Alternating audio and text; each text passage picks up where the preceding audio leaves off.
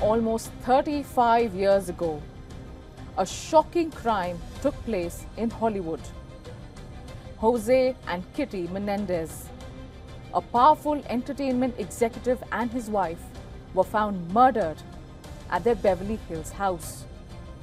It shook the entire nation, the entire industry. But what followed was even more horrifying. August 20th, 1989, inside a $5 million mansion on Elm Drive, a Hollywood horror scene was discovered. Jose and Kitty Menendez were shot multiple times with a 12-gauge shotgun. Their bodies mutilated beyond recognition. Kitty was shot 10 times. Jose blown away with a blast to the back of his head. Their sons Erik and Lyle claimed that they weren't home. They'd gone to see Batman at the local cinema and then stopped for burgers with a friend. And they discovered the bodies after coming back home. Police had no suspects, no forced entry, no signs of a robbery. For weeks, they believed it could have been a mob hit. Jose's business dealings hadn't made him many friends. But something caught the investigators' eye. Within months, Erik and Lyle were living large. Lyle bought a Rolex, a Porsche, and a restaurant in Princeton. Erik hired a tennis coach and flew first class to Europe. Most of the money came from a life insurance policy. In October 1989, Erik cracked. During a session with his therapist, Dr. Jerome Oziel, he confessed. Oziel, fearing for his safety, secretly recorded the entire confession. He also told his mistress, who later reported him and turned over the tapes to the police. The brothers were arrested and charged with first-degree murder. The trial began 4 years later, and America was hooked.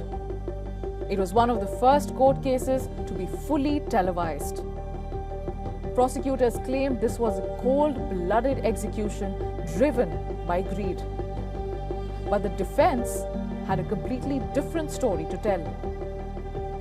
They painted a picture of abuse and violence. How the brothers were molested, abused, controlled their entire lives. Erik testified that their father Jose had sexually abused him for years, and that their mother Kitty had known and done nothing. The jury was torn. Were the Menendez brothers traumatized victims or calculated killers? The result? A deadlocked jury and a mistrial. 2 years later, the second trial began. This time, the abuse testimony was limited. In March 1996, the brothers were found guilty and sentenced to life in prison without the possibility of parole. But the story is far from over. In recent years, the Menendez story has seen a strange resurgence, fueled by social media, documentaries, and a new generation asking, did the justice system get it right? With a growing understanding of trauma and sexual abuse, many are more sympathetic. And that might just give the brothers a chance at freedom. This month, a Los Angeles judge reduced the brothers' sentence to include the possibility of parole. Their fate will then be in the hands of California's parole board and ultimately the governor.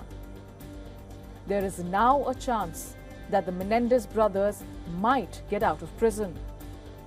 But the grey areas still remain. Was it truly revenge killing driven by years of abuse? And if so, how does the judicial system navigate such complicated crimes?